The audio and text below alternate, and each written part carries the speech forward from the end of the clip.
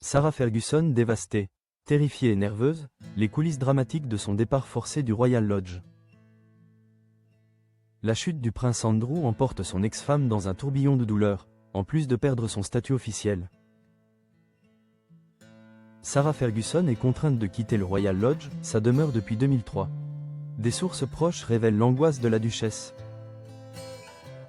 qui cherche refuge et conseil dans un bar voisin. Le manoir de Windsor, un lieu chargé des histoires, devient le symbole d'une vie qui s'écroule sous le poids des scandales. Windsor, Royaume-Uni, la décision radicale du roi Charles III de déchoir le prince Andrew de ses titres et de l'expulser du Royal Lodge n'a pas seulement frappé l'ancien duc de York, elle a entraîné dans sa chute son ex-femme, Sarah Ferguson, qui vivait avec lui dans cette imposante demeure de 30 chambres depuis 2003. Officiellement relégué au nom de Andrew Mountbatten, Windsor est contraint de s'installer dans une propriété privée à Sandringham. L'ancien prince voit son destin scellé. Mais pour Sarah, la perte est avant tout émotionnelle et existentielle. Pour Sarah Ferguson, le Royal Lodge n'était pas qu'une simple résidence, c'était un sanctuaire. Un ancrage vital qui, malgré le divorce, lui assurait une forme de stabilité et de lien persistant avec le cœur de la haute royauté britannique. Elle est désormais contrainte de faire ses valises, un déménagement qui, loin de la réjouir, la plonge dans un état de panique et d'extrême nervosité.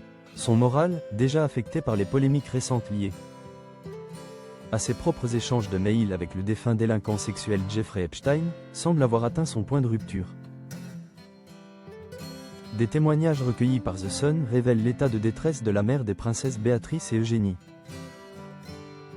Elle aurait été aperçue cherchant du réconfort dans un bar voisin, le The Doghouse, aménagé derrière le Royal Lodge, dans le parc de Windsor. Les sources proches ont dépeint une Sarah Ferguson au bord de la crise, se confiant longuement à ses amis et au personnel du bar.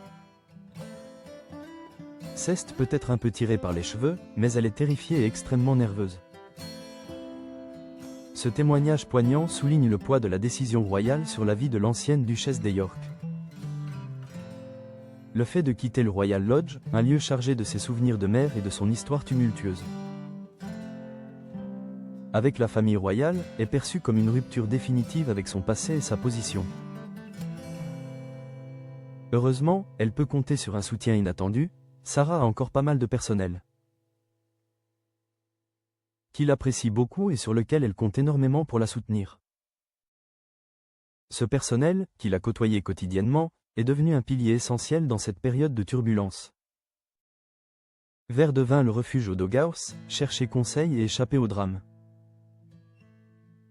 Le pub The Doghouse est devenu son refuge, son lieu de catharsis, loin des protocoles et du jugement.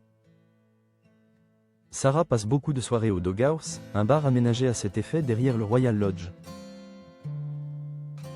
Elle y boit un verre avec des amis et des collègues pour échapper à ce qui se passe dans sa vie en général. Mais il ne s'agit pas seulement d'évasion, c'est aussi un lieu où l'ancienne duchesse cherche désespérément à planifier l'avenir. Et pendant qu'elle y est, elle prend des conseils sur la suite des événements. En perdant le Royal Lodge, Sarah Ferguson perd son principal lien physique avec l'institution, même si ses filles, toujours princesses de York, conservent un lien précieux. Cette période est indéniablement l'une des plus difficiles qu'elle ait traversées, symbolisant la fin d'une ère et le début d'un exil forcé, sous le regard impitoyable de la presse et de la couronne.